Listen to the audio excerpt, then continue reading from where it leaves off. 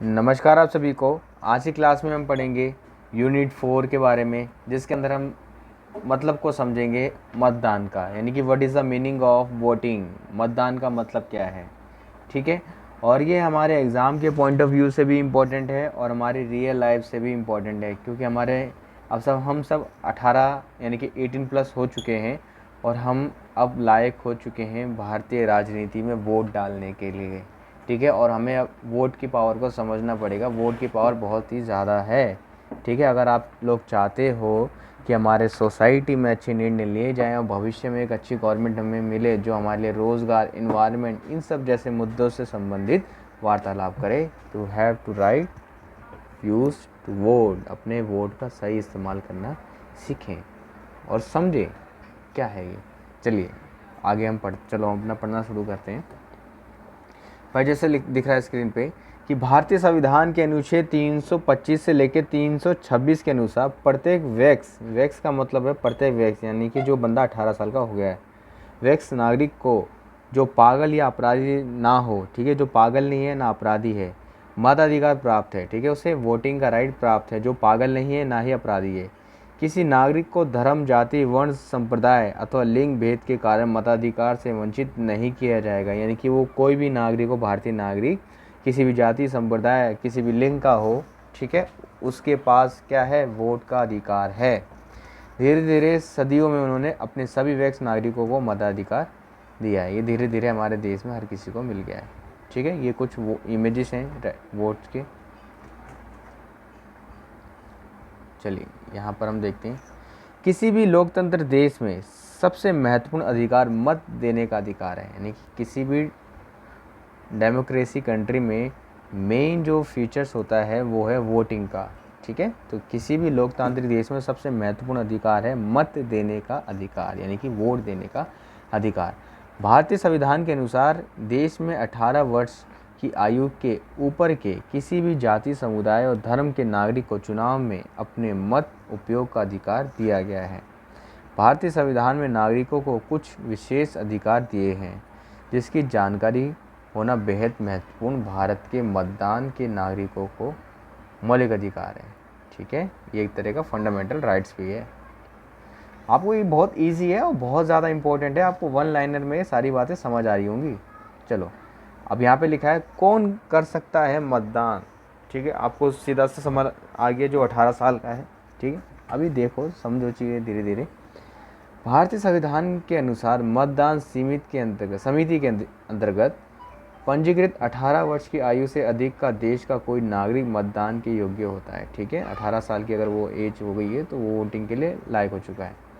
प्रत्येक नागरिक राष्ट्रीय, राजकीय, जिला एवं अपने क्षेत्र के स्थानीय चुनाव यानी विधानसभा चुनाव में मतदान कर सकता है, जब तक कोई व्यक्ति अयोग्यता के नियमों की सीमा पार नहीं कर लेता उसे मतदान करने से नहीं रोका जा सकता। यहाँ पे अयोग्यता का मतलब है जो 18 साल का भी शायद नहीं हुआ है, या फिर वो अपराधी है या वो पागल है, ठीक है। अगर वो इन श्रेणी में नहीं आता है तो वो वोट दे सकता है, अगर इन श्रेणी में आता है वो तो वो वोट नहीं दे सकता है।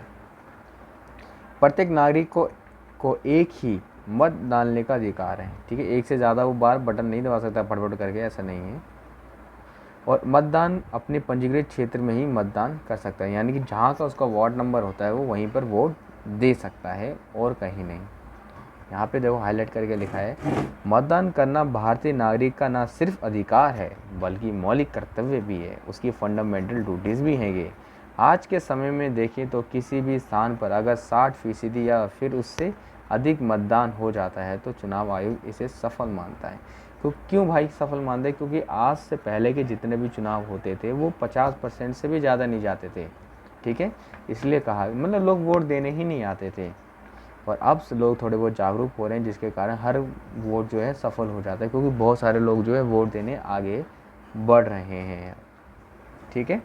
यानी कि 100 में से 60% अगर वोटिंग होती है तो उसे सफल माना जाता है।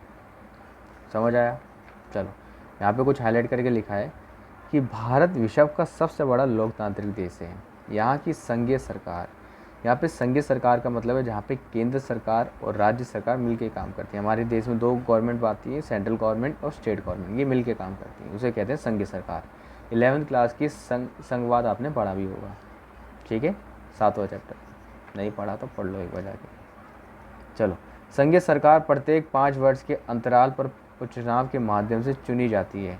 देश के नागरिक इस चुनावी प्रक्रिया में सीधे तौर पर भाग लेते हैं, ठीक है। भारतीय संविधान के अनुसार देश में नियमित, स्वतंत्र एवं निष्पक्ष चुनाव आयोजित करने का अधिकार निर्वाचन आयोग को प्राप्त है।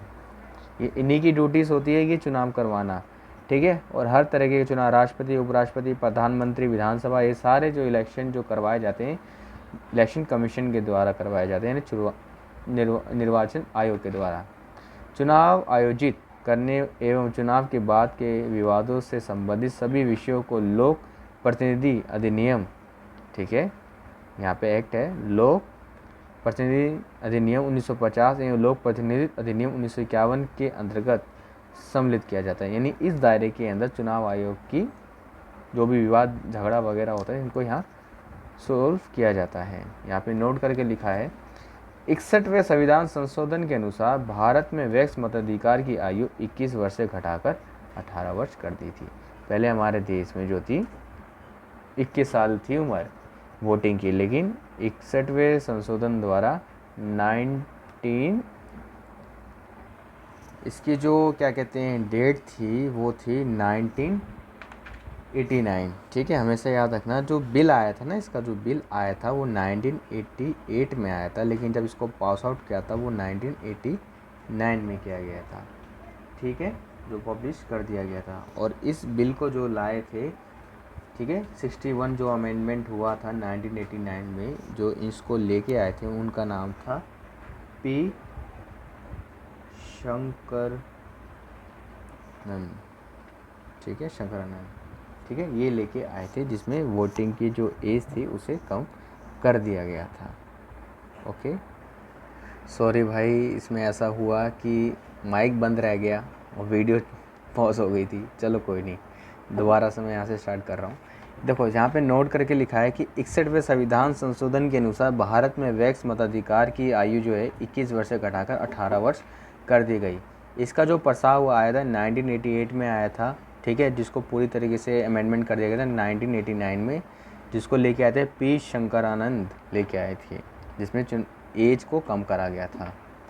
अब इसके अंदर जो बोला गया है भाई, इस पूरे इसके अंदर बोला कि भारत के संविधान का अनुच्छेद 324 के अंतर्गत एक स्वतंत्र व निष्पक्ष चुनाव आयोग की स्थापना की गई है, जो भारतीय संविधान के भाग 22 के अंतर्गत आता है, ठीक है।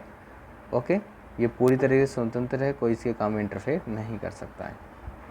अब आता है मतदान में अयोग्यता, यानी जो बंदा लायक नहीं है मतदान के लिए। पहले भी आपको पता है कि वो ऐसा व्यक्ति जो एज जिसकी भी पूरी नहीं हुई है, या अपराधी है, या पागल है, वो नहीं दे सकता वोट। यहाँ पे कुछ और भी बातें बोली गई हैं। ऐसा कोई व्यक्ति जो चुनाव मतदान के समय रिश्वत लेके वोट दे रहा हो, तो वो बंदा भी वोट नहीं कर सकता, ठीक है, वो बंदा भी वोट नहीं दे सकता है, यानी उससे मतदान का अधिकार छीन लिया जाता है। और यहाँ पे दूसरा है, ऐसा कोई व्यक्ति जो चुनाव की प्रक्रिया में कुछ ऐसे एक्टिविटीज़ कर रहा है जिसके कारण चुनाव की प्रक्रिया को हानि हो सकती है, किसी प्रकार की अव्यवस्था फैल सकती है, या दुष्प्रचार फैला रहा है, ऐसा कोई कुछ ऐसी एक्टिविटी कर रहा है जिसकी वजह से इलेक्शन इफेक्ट हो सकता है, उससे भी राइट का अधिकार छीन लिया जाता है। अब आता है मतदान के अधिकार। तो सबसे ज़्यादा इम्पोर्टेंट भाई जानने का अधिकार, ठीक है, आप सबके लिए इम्पोर्टेंट है, you have to know that, ठीक है। सभी मतदाताओं को चुनाव में भाग लेने वाले प्रत्याशियों की जानकारी का पूरा अधिकार है, यानी कितने बंदे चुनाव में हैं उन सबका अधिकार होता है उसे।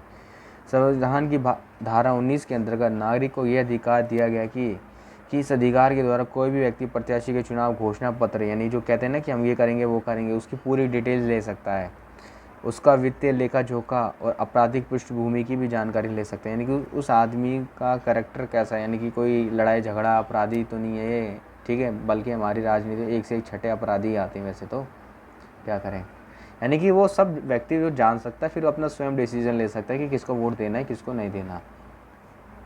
अब इसके अंदर आता है नोटा का अधिकार। नोटा बहुत ज़्यादा इंपॉर्टेंट है। आप लोग कभी हमेशा चुनाव दे वो क्या कहते हैं वोट देने जाया करो। मानते हैं कि बहुत सारे ऐसे लोग होते हैं जिनको राजनीति बिल्कुल पसंद नहीं है, हाँ बिल्कुल अच्छी बात है, कोई दिक्कत नहीं है, लेकिन वोट देना तो आपका कर्तव्य है ना, वोट देने आओ, लेकिन किसी पार्टी को वोट मत दो, लेकिन वोट देने ज़रूर आओ। तो नोटा का मतलब भी यही है कि वो व्यक्ति जो भारतीय चुनाव प्रक्रिया में वोट देने तो आया है, लेकिन अपना वोट किसी भी राजनीतिक पार्टी को नहीं दे रहा है। तो नोटा का मतलब यही है। आप पूरा इसको पढ़ना, आपको वही मिलेगा। अब दूसरा है यहाँ पे अनपढ़ एवं सशक्त मतदाताओं का अधिकार। अनपढ़ एवं असशक्त यानी वो व्यक्ति जो अनपढ़ है या ऐसा कोई व्यक्ति जो शारीरिक रूप से सक्षम नहीं है, तो वो लोग भी वोट दे सकते हैं। ठीक है, ऐसा कोई व्यक्ति जो पोलिंग बूथ तक नहीं जा सकता है, तो चुनाव के अधिकारियों के द्वारा सहायता लेकर वो उसका वोट भी काउंट किया जाता है। ठीक है, ओके, उसको यानी कि स्पेशल सर्विस कुछ दी जाती है जिससे वो अपनी वोटिंग काउंट करवा सकता है, ये सारी चीज़ें।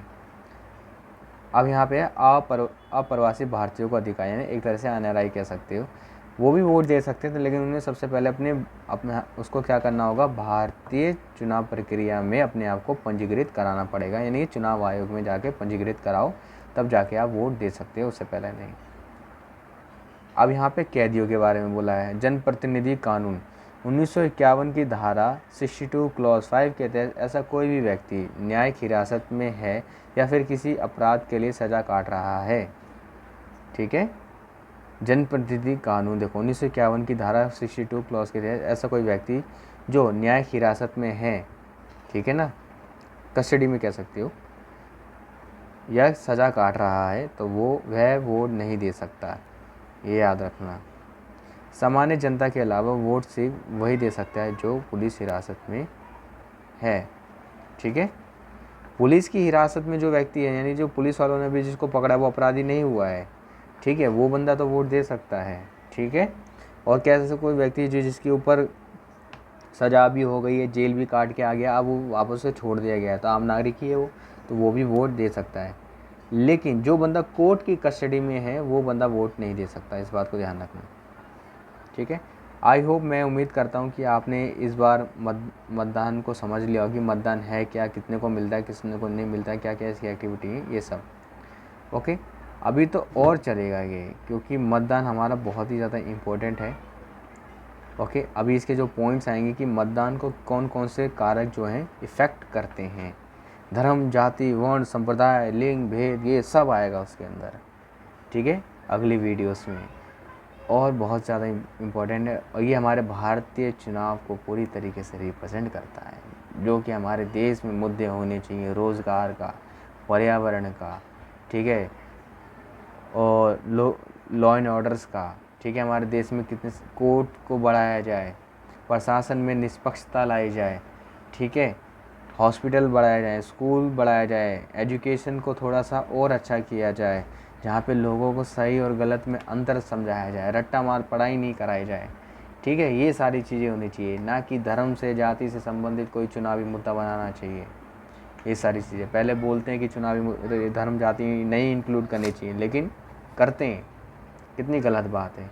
इससे क्या होगा, बेकार होगा, कोई हमारा देश डेवलपमेंट नहीं होगा। इसलिए हमें देखना चाहिए कि कौन सी पार्टी जो है रोज़गार, इन्वायरमेंट, ऐसे मुद्दे के ऊपर काम कर रही है, लॉ एंड ऑर्डर्स की बात कर रही है। ठीक है, वही पार्टी थोड़ी सी ठीक है, लेकिन जो पार्टी कहती है ये खतरे में, वो खतरे में, पर